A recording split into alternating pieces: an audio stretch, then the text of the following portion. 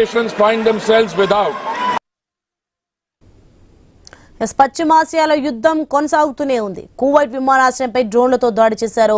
ఉదయం చాలా డ్రోన్లతో కలిసి అటాక్ చేసినట్లు ఆ దేశ పౌర విమానయాన అథారిటీ వెల్లడించింది.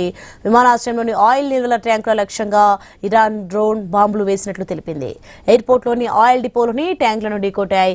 ఇక పెద్ద ఎత్తున మంటలు చెలరేగాయి. ఈ ఘటనలో ఎవరికీ గాయాలు కాలేదని తెలిపారు. యుద్ధం కారణంగా కువైట్ ఎయిర్ స్పేస్ ను మూసివేశారు. ఎయిర్పోర్ట్లో ఇప్పటికే కమర్షియల్ ఫ్లైట్స్ నిలిపివేయగా ఆ దేశ గగనతలం కూడా క్లోజ్ చేశారు.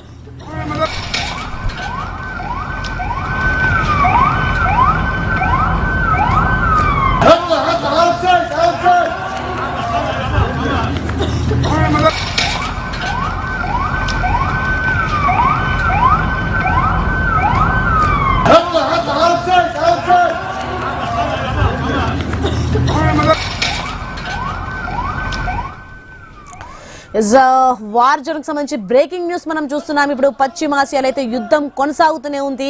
కువైట్ విమానాశ్రయంపై డ్రోన్లతో దాడి చేసిన దృశ్యాలు మనం చూస్తున్నాం. ఇక ఉదయం చాలా డ్రోన్లతో కలిసి అయితే అటాక్ చేసినట్లు ఆ దేశ పౌర విమానయాన అథారిటీ అయితే వెల్లడించింది. ఇక దీంతో విమానాశ్రయంలోని ఆయిల్ నిల్వల ట్యాంకుల లక్ష్యంగా ఇరాన్ డ్రోన్ బాంబులు వేసినట్లు అయితే తెలిపింది. ఇక దీంతో ఎయిర్పోర్ట్లోని ఆయిల్ డిపోలోని ట్యాంకులను ఢీకొట్టాయి. పెద్ద ఎత్తున మంటలు చెలరేగాయి. ఈ ఘటనలో ఎవరికీ గాయాలు కాలేదని తెలిపారు. దీంతో యుద్ధం కారణంగా కువైట్ ఎయిర్ స్పేస్ ను మూసివేశారు. ఇక ఎయిర్పోర్ట్ లో అయితే ఇప్పటికే కమర్షియల్ ఫ్లైట్స్ నిలిపివేయగా ఆ దేశ గగనతలం కూడా క్లోజ్ చేశారు.